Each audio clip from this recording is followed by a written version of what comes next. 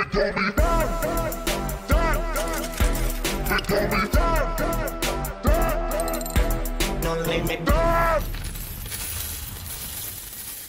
morning, good morning, good morning, good morning, good morning. Markets bouncing back up. OMG did not go back down, sadly. I did catch me a spear at about 9. I was like, all right, the fish are leaving. I'm about to throw me a spear at one right now. Neo is going down because Neo is having all those issues with the refunds. So we can see Neo go back to the womb. Neo could easily go back to 15, 10, $5 if there's no kind of good news. So I'm definitely setting some deepish lures for Neo just in case people start to get panicky. Everything is just bouncing right back up. I don't think there's a coin that's not up right now. Everything's double-digit green. Gas is down. The only thing that aren't are obviously the ones that were directly affected. We even got some question marks out here. Holler at Monita with the question mark. That's always thug life. It's like, whatever. Yeah, I was expecting I didn't even look at the price yesterday, but I was expecting it to be pretty down from all the nonsense. And yeah, I mean, you know, the best claim, I caught some Walton, you all saw that. Let's see what the Walton did. All right, so the Walton's not really doing much, but also that's to be expected. Anything kind of directly Chinese related. I think Binance, yeah, so everything that's even Chinese related is going down. Those are obviously going to be my focus. Scared money don't make no money. I'm always, anytime there's any kind of challenge, I'm an eternal enthusiast, right? Obviously, I'm not going to invest in my whole bankrolls in the Neo and all that. Obviously not. But I am definitely doing some spearfishing, setting some lures for these Chinese ICO. Just because it's kind of like the bet is, when Warren Buffett got rich, at the beginning, he said, now, the only way I can lose is if America loses. That's what he said. Because he bet on America early, back in the day. Coca-Cola, when it was, you know, a penny, you know, before anyone knew what anything was. Oops, close that. He was in the thick of things when America was really, really back in the day. So he was able to come up. Oh, I got all these windows distracting me. So basically, he came up back in the day when everything was super, super cheap. And what he said was, I'm betting on America. And if America fails, then I fail. But if America doesn't fail, the majority of my wealth is going to be safe and it's going to prosper. That's kind of what I'm doing with the Chinese and the crypto. It's kind of like I'm betting on the fact that crypto is going to be big in China regardless. It has to be. So I'm obviously going to bet big on this because I honestly think what's happening in China is the North Korea, all this crazy crap's going on. And they're just like, we don't have time to look at these ICOs and they're running out of control and we can't get hit in a blind spot. So that's what they do. China always does that. They don't give any kind of warnings. They just fucking say, hey, this is what it's up. And that's exactly what happened. So I just think it was an overreaction because they're already in just a very, I mean, you got to think, dude, North Korea just tested an H-bomb way bigger than what happened in Japan. Just think about that. China's right there. They have bigger fish to fry right now than crypto. They have to keep, you know, and the U.S., see, this is why you got to pay attention to politics because it's very important. The U.S. they're pressuring China now to handle with North Korea. And pretty much, and now U.S. is basically saying, if you don't stop trade with North Korea, you're going to stop trade with us. And China is like, well, fuck, what is that going to do for us? We're fucked because what are we going to do? If we stop with North Korea, they're going to go crazy. And we know that's going to cause a war. And then we become their enemy and they might as well just nuke us, right? Because why wouldn't they? Then they have nothing to lose. If China was to cut off all trade with North Korea, they'd be done. It'd be over. They'd have to, they would blow something up. They would have to. Because at that point, they would starve to death. It would be, you know, it would be the last straw. And that's why Kim Jong is keeping on to that nuke. I mean, he's doing it obviously. Like, if he would just, at this point, it's fucked. But, like, if he never really got into this, I don't know what's going on. I'm not going to commentate on all that bullshit. All I know is, dude's got a bomb for all I know. And China's probably fucking freaking out about that. So I'm thinking after whatever happens there, hopefully it's a peaceful transition. Some kind of crazy shit happens and it's peaceful and everyone chills the fuck out. When that happens, then China's going to focus on the money. But right now, they're obviously focused on bigger things. So I think it's an overreaction, and I'm just scooping it up. EOS went up really big, and then it went down. Why it's being so affected is kind of like Ethereum went up, obviously, but it's not as China-based. EOS really isn't either, but it's really big in China. China's one of the biggest supporters, and since in the ICO you can't buy in the United States, and a lot of people aren't, doing it the other way around. So I don't know. It's kind of like, all right, well, if China's not buying it and the US can't get into the ICO, what's going to happen is it's naturally going to bring the price down from people who buy in the ICO and flip on the market. And that's powerful because there was obviously that really big announcement from EOS that, they're ahead of schedule. So that should have made the price moon, and it didn't. So that's kind of crazy. So look at the ball sacks, man. That's not good. See, that's not good. That always happens. Anytime there's any kind of bullshit ass moves, you're going to see a bunch of asses on the graph. You see this? You see what the ass move did by the Chinese? What it did to all the graphs? It created a giant ass in all of them. Right in the middle of every graph, you just see some ass for no reason. That guy has a reverse ass. See, no one knows what's happening. Just a bunch of asses. Tether reverse ass because Tether goes against and crypto goes bad. It does good. So I wanted to cover a few things today.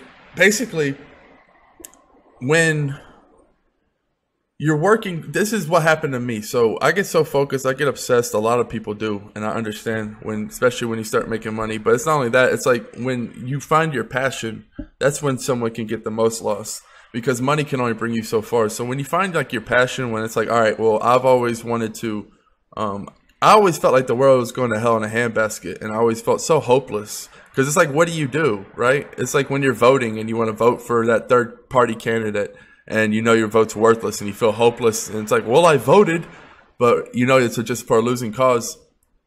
That's what I've always felt like with life. It's like, well, you want to help, but it's like, what? You plant a tree, you get a solar panel. Like, what do you do to help? I mean, you can't fight the government alone. It's stupid, right? And then along comes something like cryptocurrency, and it's like, well, dude, we have a chance. Like, I'm going to be real, man. It's like we don't have a great chance. Like we have a chance, guys. It's not like the greatest chance. We already see what's happening with Bitcoin. It hasn't imploded, which is very strong.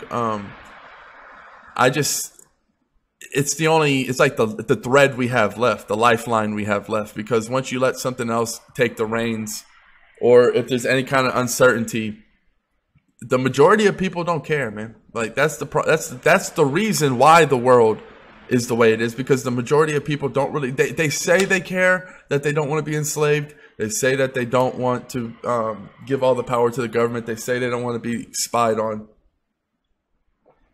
That's what they say. But then they turn around, they post their whole life on Twitter and Facebook. And they post secret messages that they don't want the world to see on emails that anyone can see if they needed to. They go about their lives. What they say isn't in alignment with their vision, with what they live. They say one thing, but then they live another thing. And that's the thing. Like at the end of the day, if a centralized coin makes more money than Bitcoin, meaning it has a bigger ROI, what? Come on, guys. What do you think the master is going to flock to? The one that makes more money, and they don't care if it's giving it to the devil or not. That's the reason. So right now, that hasn't happened for whatever fucking reason. The governments, they're slow. They have a bunch on their plate. The shit's happening real fast. They still don't believe in it as much. Whatever's happening, Bitcoin's here, and it's the top coin, and it's the most decentralized coin. So, I mean, you can say whoever invented Bitcoin, it doesn't matter, because Bitcoin started out in the streets, and the way it got distributed was amongst the masses. So they fucked up that way. It was like Facebook, but reversed. It was like if Facebook started out in community college, and they like Brown's community college, and they fucking started spreading to each community college back and forth. And then it got to the uppers. That's what's happening with Bitcoin. It started with buying pizzas and on the streets and as this kind of thing, you know, against, you know, just the common people. And that's the beautiful thing. So that's why I'm just all in on Bitcoin. Like, I love Roger Ver. It just sucks, man. It's a real shitty split. It really is, because I loved Roger Ver, man. That dude was really pro Bitcoin, man. And it just sucks to lose a teammate that way so savagely. It just does suck. I don't know why Roger Ver wasn't in, like, on the Bitcoin core. Like, I don't care if he knows how to code or not. Like, I don't know, man. He just been a Bitcoin pioneer. I just felt like if someone would have maybe scooted, that's what I think happened, man. I think it was like pride. I think, like, you know, motherfucker wouldn't scoot over on the couch for Roger. And it's like, Roger's like, what the fuck, man? It's like, I did so much for Bitcoin. I have so many great ideas, and you're not even going to let me sit at the table. And that's where they fucked up, man. That's where everyone fucked up. You know, that's where I think the fuck up should happen. I think the table should be big enough for all the OGs, and it apparently wasn't. And that's why we got that split. But I also want to bring around focusing too much on time when I was talking about it's easy to let your health slip. And I got some good homeboys that always say, hey, man, how's your health? I appreciate that. That's good. It just shows, like, they remembered and they care. So that's good stuff. And really, it's like I need to remember more, because I had that crazy move. It was like when I moved here, everything was kind of shitty. Like my internet, that's why we had the lag. Holler at XP, pulled off, he busted a break, dudes, because my internet wasn't good enough to do the live stream, and we had to switch to his. And yeah, man, it was crazy. At the last minute, we pulled it off, though. The internet here needs to be better, though. That's one concern. So I might need to move again. I don't know if I can't find a better solution. But it's 10 megabytes, but 0.5 upload. So that shit's not going to fly. And so working so hard, like, that's the thing. What does a lot... All right. You got to think of the mentality. The mentality of working all the time is what someone... I resorted to that. Anyone can resort to that when you get desperate. When you feel like I need to be making more value. And then you get desperate, and then you associate that with constant work. And that's like, okay, look at the Mayweather McGregor fight. If you're constantly working, you're going to tire yourself out, right? Mayweather did very little in those first rounds. He wasn't doing a lot.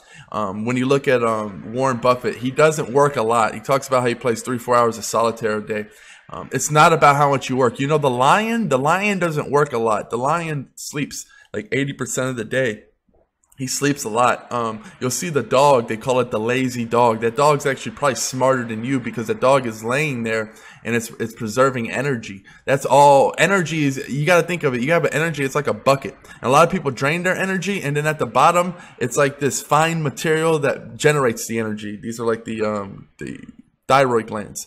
And what happens is people overstress themselves. I found out I've been really tired throughout these days because I haven't had coffee, guys, since I've been here. I used to drink coffee all the time in the morning. I haven't had coffee since I moved. So I've been waking up like a zombie, and I've been wondering, it's like, why am I so tired? And yeah, and I still don't have coffee. I don't know what happened to our coffee maker. And I live out in the middle of the crazy jungle, so it's not as easy. So basically, I have to get a new coffee maker. But getting back to my distracted point, that's what no coffee will do for you.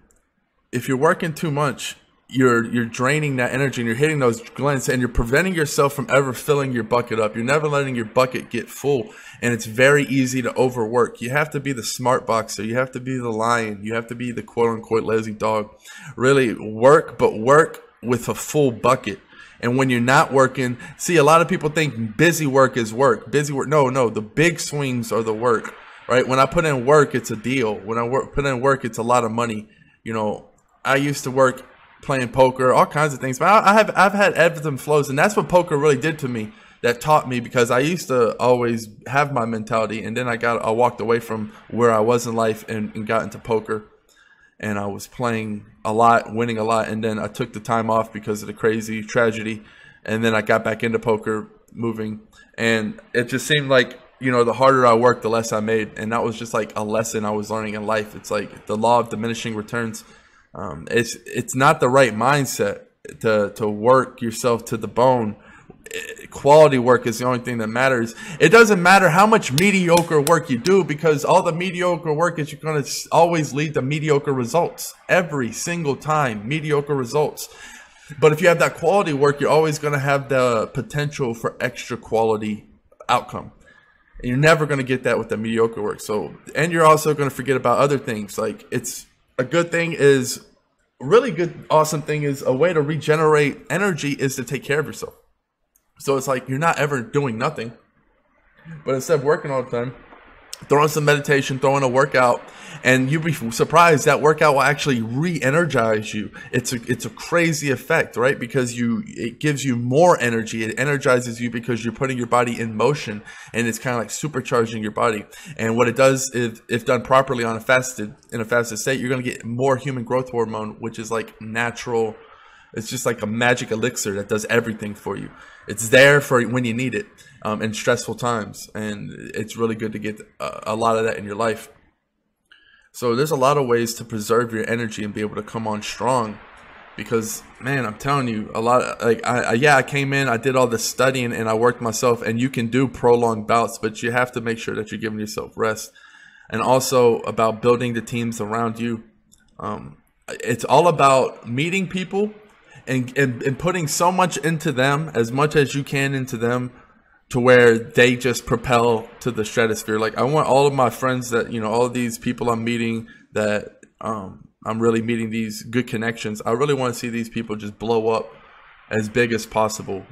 And it's just like constantly not even worrying about myself. I don't care about that. I'm talking about blowing up everyone around me and building these connections, right? Because if you keep building these, all right, so if you're building these pillars, like these walls, these people are growing, right? It's like a cylinder pillar around you, and they're growing, and you have these connections, right? Because it's like you're helping them grow, and people don't remember, they don't forget that.